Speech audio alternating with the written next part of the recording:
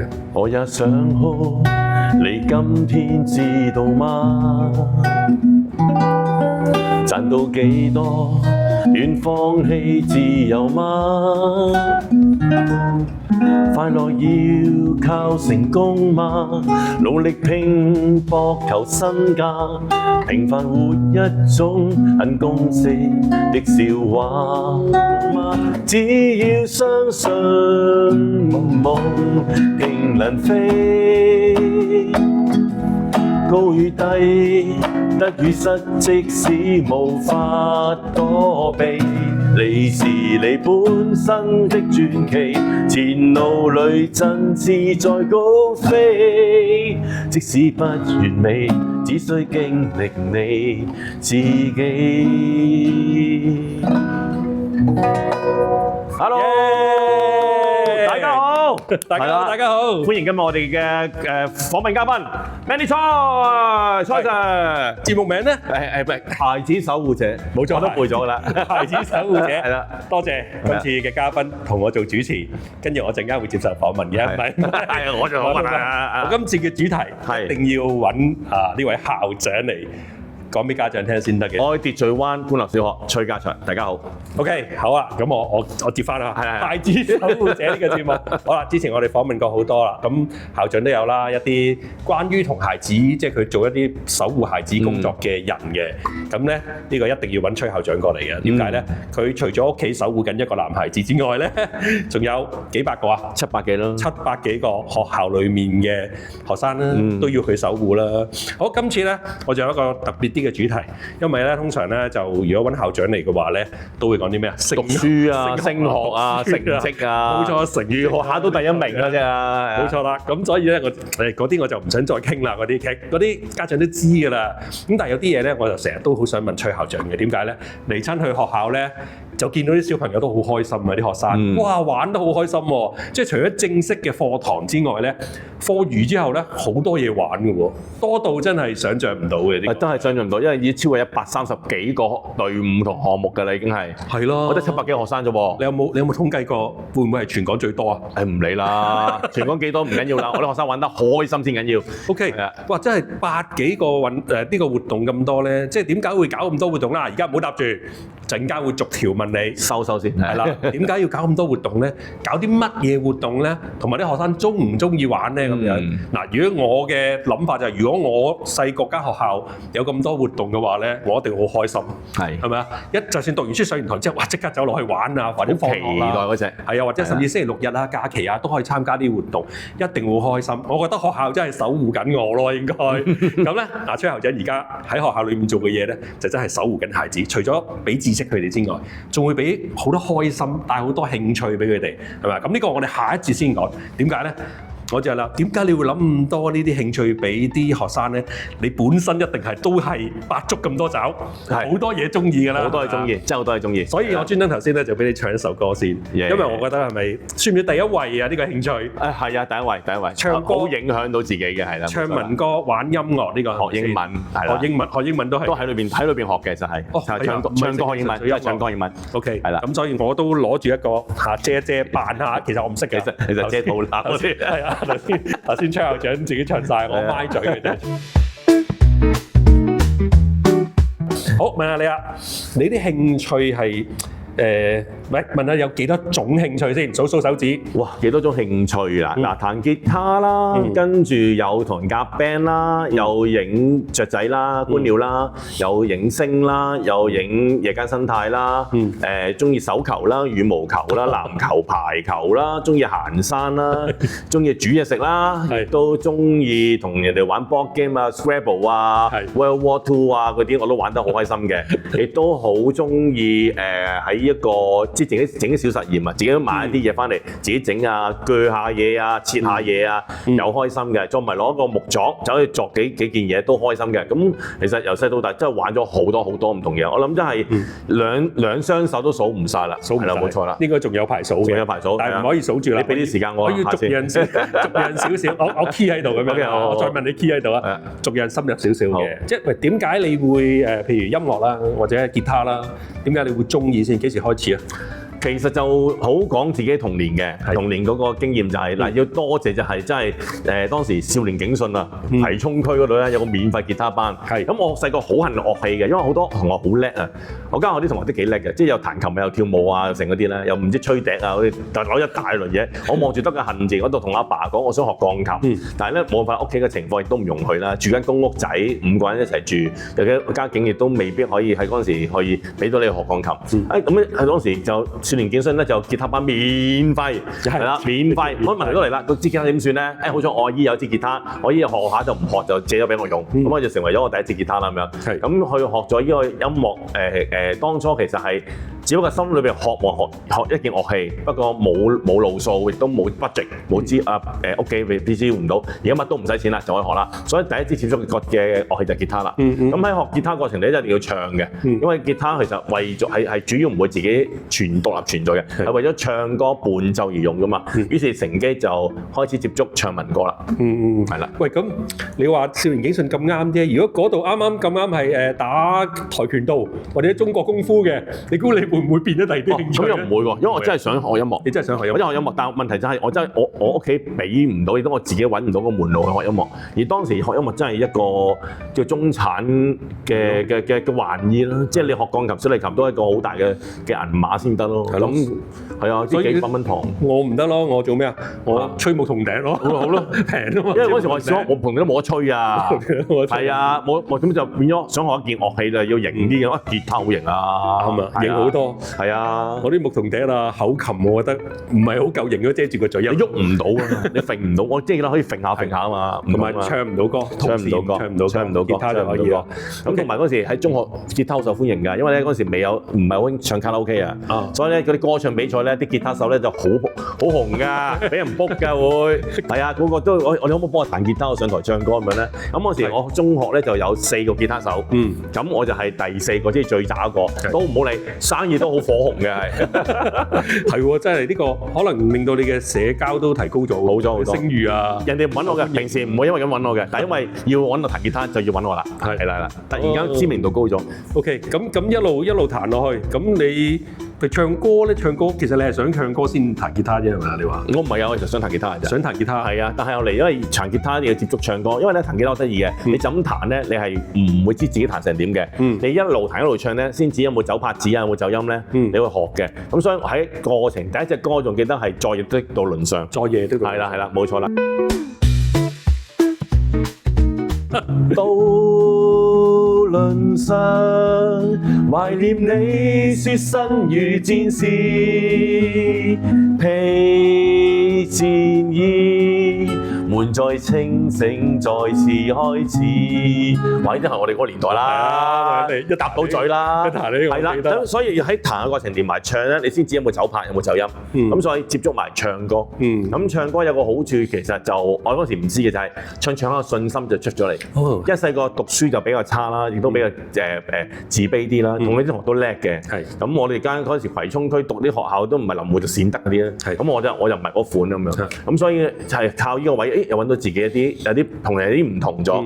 我有一個強項，即係可以算係自己強項啦。雖然都唔係好叻啦，但係同人啲唔同，係啦咁樣咯。即係一技之長嚟嘅。係啦，冇錯啦。所以吉他就呢6條線帶咗俾我，除咗係享受音樂之外，其實帶咗啲自信啦，同埋嗰時學英文都好痛苦嘅。但係咧為咗唱歌咧，我就真係肯去學英文啦。嗰時有個港台節目叫唱歌學英文，真係有嘅。蕭芳芳係啦，冇錯啦。咁我甚至我發燒到點樣咧？我寄個回郵信封過去啊，問佢哋攞歌詞啊。咁嗰時歌詞都好難攞㗎嘛，可能你互聯網都唔流行㗎嘛，就攞歌詞之後咧，翻嚟我就逐個詞語查，即係讀書都冇咁心機啊。係啊，所以其實係啊，嗱你即係呢啲興趣咧，可能有好多家長以為咧就係話消閒嘅啫咁樣，喂，其實唔係㗎，其實你係為咗呢個興趣，你就好似頭先崔校長咁啦，走去學英文。我個仔為咗打機走去學日文，冇錯。即係呢啲興趣咧，其實唔係表面就係話純粹玩下算啦，其實唔係，係有好多連帶關係，令到你個人嘅知識啊，又或者個動力啊，會強咗好多嘅。係冇錯，贊成啊，冇錯。OK，咁喂，你除咗吉他，仲有咩樂器識啊？樂器啊，其實用弦線我咪開始玩咯。譬如吉他我有木吉他啦，有電吉他啦，有 bass 啦，後嚟就去玩琵琶啦，琵琶都玩過嘅，十面埋伏都勉強得嘅，係啦，十面埋伏係啦。咁啊，亦都有試過去到拉嗰隻弦線，就譬如小提琴啦，都有掂過嘅。咁當然啦，就唔精嘅，其實樣樣都有玩過，唔精，即係去夾玩嘅時候，我哋會一齊去玩去享受咯，而唔係到演奏級就做唔到嘅，係啦。係啊，聽講你有好多珍藏嘅吉他喎。你幾隻啊？講唔講得㗎？冇乜秘密嘅，其實呢個我哋而家有間 band 房喺學校咧，嗰裏邊個30幾支吉他係我嘅，我係送俾學生去玩嘅。另外我自己個倉都仲有40幾支嘅。你有幾隻手啊？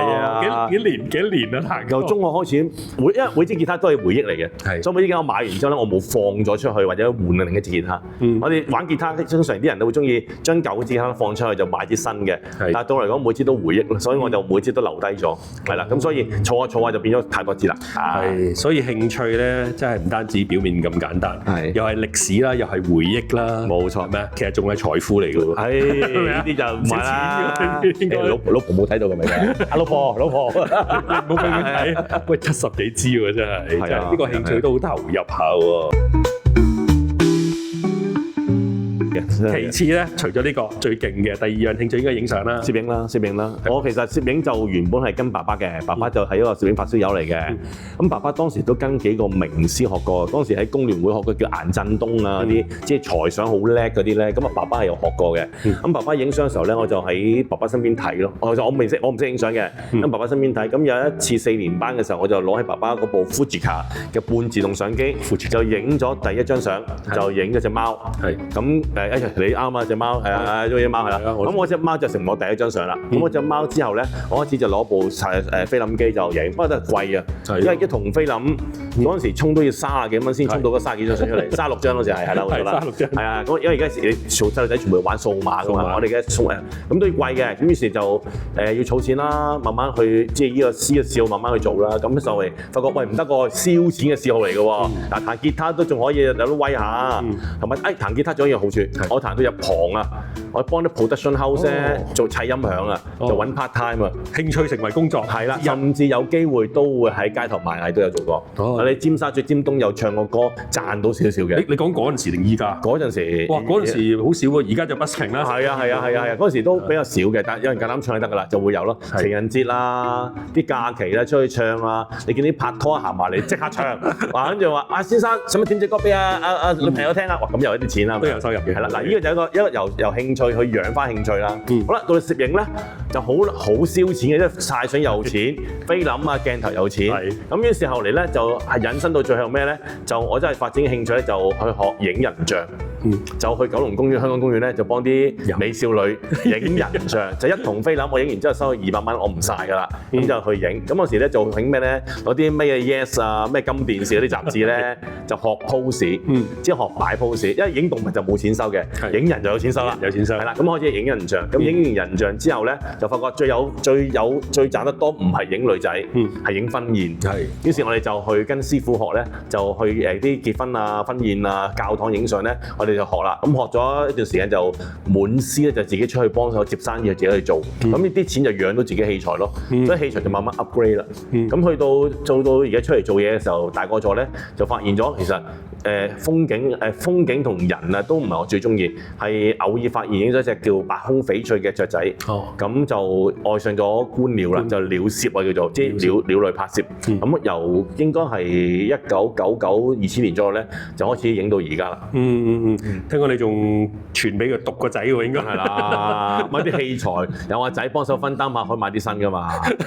分擔咩啊？係啊，唔係分擔錢。當阿仔用到咁上緊嘅時候，器材我哋就可以阿仔交俾你啦，我買新嘅啦咩？同老婆講阿仔用緊啊，好似我可以買新嘅啦。主要同老婆申請，係冇錯啦。易啲批，冇錯啦，係啦。因為我諗個興趣同埋接觸大自然，就想幫大自然留一留個記錄咯。因為香港大自然其實係好美麗嘅，香港係一個生態好豐富嘅城市嚟嘅。即係雖然我哋叫石屎城市，但我哋嘅鳥類嘅種類咧係全中國嘅1/3，係全個國家1/3，一粒豆豉咁大粒嘅城市，但係全中國1/3，蝴蝶又係有1/2，咁另外好多唔同嘅品種嘅樹木都係好多。咁但係隨住城市嘅發展諸如此類咧，其實大自然個生態都會變化。咁我希望都為大自然留一分力啦，就幫留低一啲唔同嘅動物啊、植物嘅靚嘅相咧，留個紀念啦。咁另外譬如話，亦都希望將呢個關心大自然嘅信念就傳落去啦。所以交咗俾我仔，交咗俾我班學生啦。哇！呢個又係另外一樣嘢喎，興趣發展到可能係一種工作事業，亦都可能係話去到環保一份使命。係啊，一個使命，仲要傳俾其他人喎。嗱，點解我證實咧？就係崔校長咧，成日喺 Facebook 貼嗰啲好靚嘅，除咗雀仔相，仲有啲夜間生物啊、貼紙啊。哇！你喺邊度影㗎？跟住結果我就去大埔教題啦。冇錯，係啊，就影響到我咧都中意。嗱，雖然我冇啲器材可以影到咁靚，但係我朝早去都可以影到好多。咁其實呢個係真係一個人傳人嘅一種一個理念都 OK 嘅喎。即係興趣真係唔係咁簡單，唔係自己個人。係可以感染其他身邊嘅人嘅，會係。其實每份興趣後邊背後都有份學習嚟嘅，因為興趣唔學咧，你係掌握唔到呢份興趣嘅。係，冇錯。咁學習就好得意嘅，其實而家我哋個課程咧就將佢分開咗9中英數常啊，9個科目、10個科目。其實好割裂嘅。其實譬如我中意大自然，我要學嘅其實中英數常全部都可以學大自然嘅嘢。係啊，咁我哋如果係用興趣咧，就可以將呢樣嘢聚焦，再統一咗個學習，即係將一個割裂式嘅學習就統一翻埋去，就變咗係為咗依個項目、依個專題去學咯。咁其實反而學得快咗，因為中間好多枝節啊或者科與科之間嗰啲間隔咧，就因為你咁樣自己主動去學咧，就冇咗，係快咗嘅。排第3有冇啊？有，第3就煮嘢食咯。煮嘢食啊？係啊，中意煮嘢食咯。咁川菜嗰啲，即係我又唔係燒錢，不過係好燒心機。你食嘢定煮嘢食啊？食嘢真係煮又中意，食又中意。因為中意食嘢嘅人就中意煮嘢食嘅，即係問題就係煮食煮成點嘅啫。咁我記得我第一次煮最難煮嘅係酸辣湯。係啦，好煩嘅。我唔知裏邊有啲咩嘅喎。海參啦，有海參啊，好滑嘅海參啦。嗰時啲豬婆參攞石灰封住嗰啲啦，即係太靚嗰啲遼參我俾唔起嘅。咁啊就要去街市買嗰啲咧，仲要攞火水爐彈走啲石灰，跟住就攞薑葱煲啲水，就浸嗰條就浸，然後再洗3-4次，第二日先用得嘅。跟住就有去調佢嘅味料，譬如切醋啊、陳醋嘅運用啦，又或者嗰啲肉啊點擺啊、豬皮啊等豬菜，即係其實好繁複嘅，但係咧煮咗好滿足嘅。有第二道拿手小菜，豉油雞啦。豉油雞買咪得咯。哎呀，唔得㗎，唔同㗎，完全。豉油雞自己醃係有唔同味啦，譬如裏邊花椒八角啊，插入個雞胸裏邊去整啦。另外其實你又要蒸幾多時間，然後開始淋豉油啦，用幾多我哋用片糖嘅，唔用冰糖嘅。咁同埋豉油、老抽啊，佢哋嘅蒜嘅比例咧，好得意㗎，好唔同㗎，唔同嘅比例會有唔同嘅，有啲甚至會加咗啲香葉落去嘅，所以有啲食嘅時候加啲薄荷味嘅。咁有啲就我哋唔中意，我中意鹹少少嘅，咁我哋又中意多少少老抽啊、上色啊。嗱，老抽上色、生抽調味咧，我喺豉油雞學嘅。哇，真係咁有學問嘅喂！你呢啲唔知興趣嚟嘅喎，你去開檔賣滷味生存技巧真係。幾時啊？你細個已經煮㗎？3-4年班。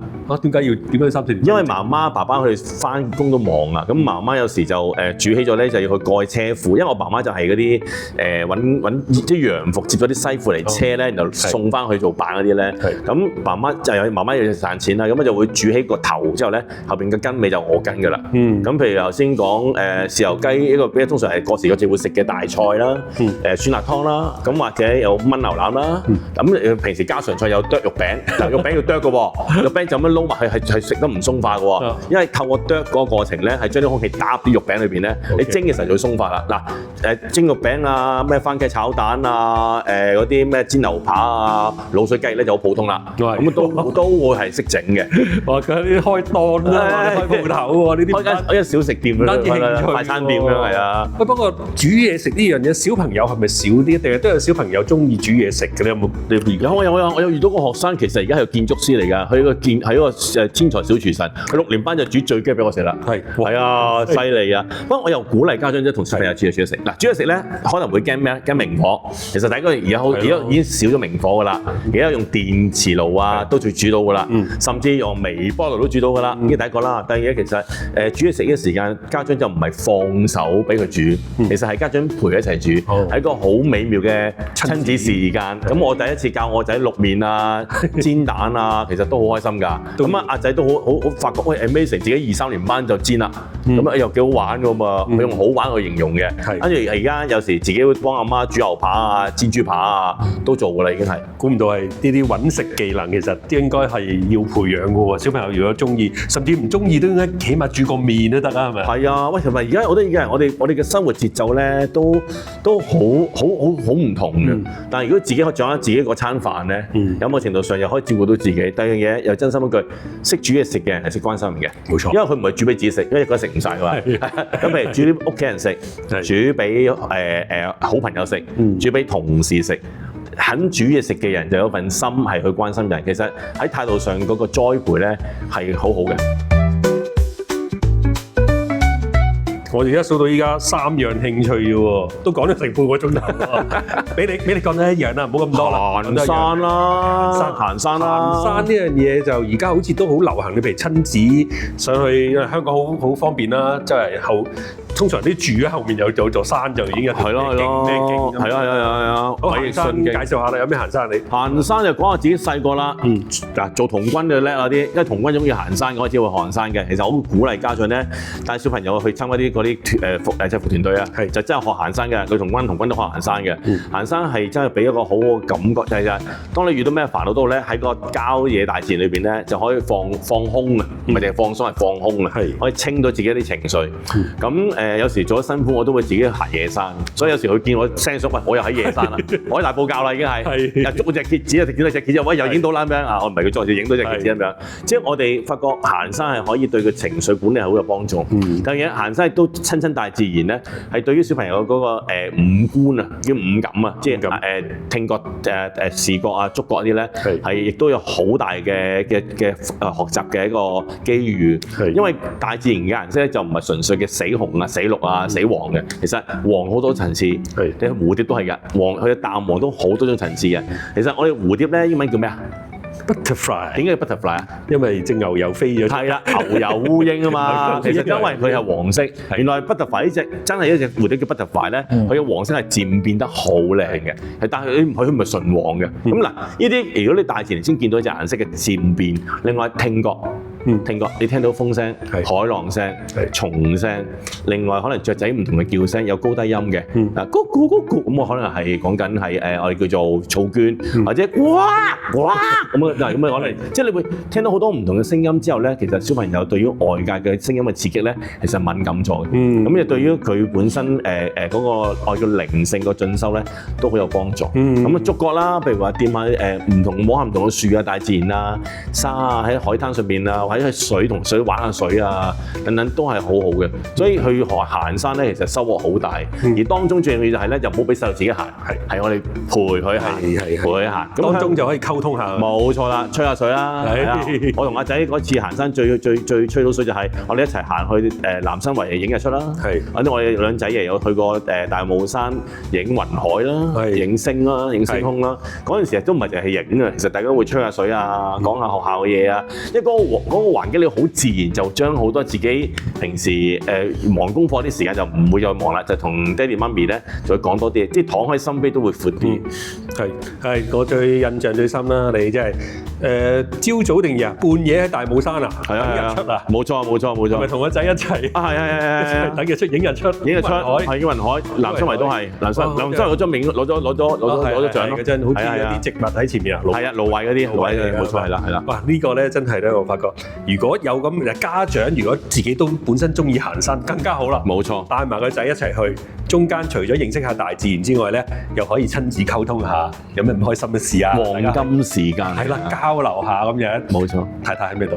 太太有時會喺度嘅，但係就唔係唔預佢。係有時即係阿老婆家務都辛苦㗎啦，都中意自然醒嘅。咁我哋兩仔爺就好早起身嘅，因為5點幾我兩仔爺起晒身㗎啦。咁我哋咪出去行啊，翻嚟咪煮早餐俾阿媽食咯。係啊，上去買啲啲豬腸粉啊、燒賣啊俾阿媽食咁樣咯。咁氹阿媽開心都係好事嚟嘅，即係媽咪唔一定要完全參與嘅，但係總之一定必有佢在就得㗎啦。係咯，最驚嗰啲就係逼全家一齊早起身。咁有啲家庭成員可能我想瞓晏少少，尤其是啲媽咪嗰啲咁辛苦做嘢咁樣。係啊，咁啊乘機爸爸同仔或者同女都可以有一啲 me time， 自己喺度啊，兩個人喺度咁傾偈。喂，咁其實幾好嘅喎。所以咧啲興趣咧就唔單止係個人嘅，又可以係一班人，亦都可以係同父母，甚至兄弟姊妹都可以啊，係咪？哇！嗰頭先聽崔校長咁講三樣，喂3樣都好有學問喎，即係唔單止係興趣嚟嘅喎，係精研到佢裏面一啲學問喎，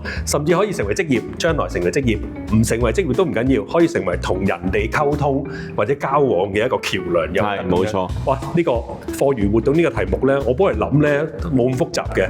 聽崔校長講完之後咧，發覺原來當中有好多心意嘅嘢喺裏面喎。好啦，咁而今日我哋即係而家呢一 part 咧，我哋講完就係崔校長自己嘅興趣啦，同埋同仔啦，同你嘅仔嘅興趣啦。下一 part 翻嚟咧，我哋講下學校裏面頭先講數咗啦百幾樣嘢，到底嗱好處就有好多啦咁樣。咁我想知道話其實邊有百幾樣咁多啊？我數嚟數去都數唔到喎。下一節翻嚟，好數晒百幾樣得唔得？我盡力。